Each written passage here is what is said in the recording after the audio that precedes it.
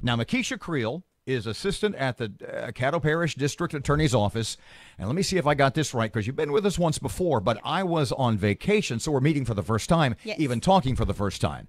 You are the head of human trafficking. You are the victim coordinator. Yes, I'm the human trafficking victims diversion coordinator. That sounds like a really scary job, because we were talking off the air about the responsibility. I mean, my job is fun. I come in here, I talk about stuff. Occasionally somebody gets mad and I go, okay, I'll see you tomorrow. Right. But in your job, you're not only up in front of people all the time, but as I said, so you not only have to deal with, to some degree, stage fright. Right. But the next 10 or 20 years of somebody's life depends on how good you perform. Right. What does the victim diversion coordinator, what do you do, and how did you get into that? Well, I was practicing as one of the ADAs in the office, and I was approached about helping with this initiative to identify victims of human trafficking and prostitution and create a way out of the life instead of a way in. I would assume that was created because the problem in our area, specifically Caddo Parish, was so vast. Yes, and research has shown that you don't really help facilitate in ending the problem by re-victimizing the victims by Explain to me what that means. So, for instance, you know, oftentimes when you have an individual who's caught up in human trafficking, most of the time they are not in that position because they want to be. You know, nobody, you know, when they're 3, when they're asked when they grow up, what do they want to be? They say, I want to be a prostitute. So oftentimes there's some level of force or coercion or something of that nature to get them into that life. And the level of manipulation that goes into it, sometimes you're kind of conditioned to believe that this is what you're supposed to be doing. And so we, in conjunction with some of our community partners, have created a diversion program for those individuals who are caught up in that type of lifestyle to give them a way out so that they have the skills and the tools necessary to live a life outside of that life and also have their charges dismissed. On a personal level, a bunch of years ago, we interviewed a couple of times, and it was a young lady who was a counselor at Gingerbread House for abused children. And she seemed to me to be very young. I said, how old are you? She said, I'm 27. I said, oh, my God. She said, no, I'm the oldest one here.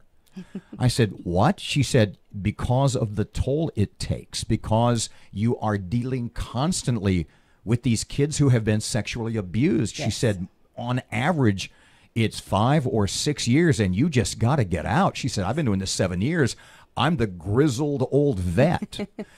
You've been doing this for how long? And what kind of toll do you see taking? What kind of toll do you see this taking on you, if at all? Is this something you can see? Yeah, I could be doing this when I'm 50 or 55. I've been at the DA's office for a little over 6 years now at this point, and it can be taxing on an emotional level. Yes. But there's more joy than sorrow in this job. I mean, we really have an opportunity to reach out and help people. The frustrating part comes when you have folks that you want to help them more than they want to help themselves.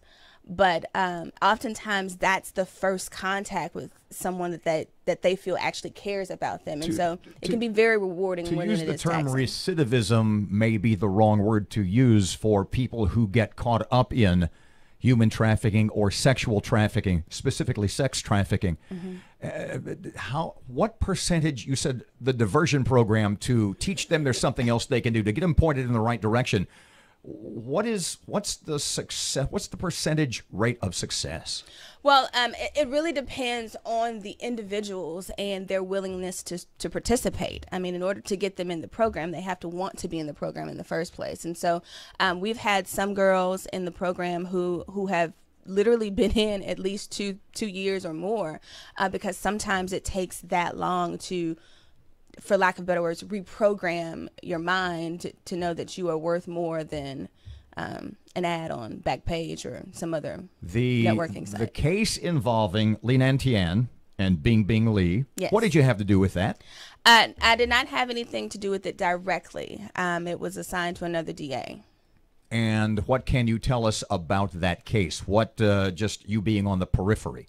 What can you tell us about it? How many women were involved in this sex trafficking, human trafficking case. Give us a little background, too, if you could. Well, in my review of the discovery, it appears that at least 3 or 4 Asian females were identified as workers at this particular location here in Shreveport. Help me out with what is defined as workers. Working in the massage parlor. Were they prostitutes? Were they sex workers? Were they indentured servants? Would you describe them? Am I going too far to describe them as slaves?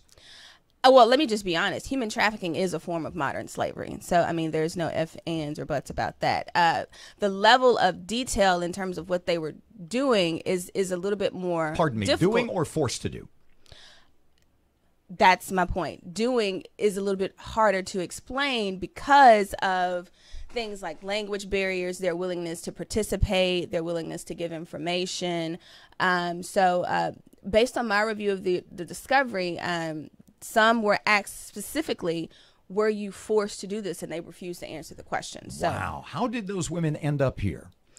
From what I can tell, it appears that the defendants were recruiting them. Now, this is a multi-state investigation that was going on. You know, were the women involved, were these victims of sex trafficking that ended up here in Shreveport in Caddo Parish, were they in the country legally or illegally?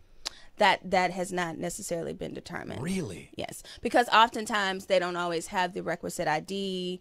You don't always know their correct name, and all of the identifying information that you have for them is linked directly to the defendants or their places of residence. So that's kind of a difficult question to answer.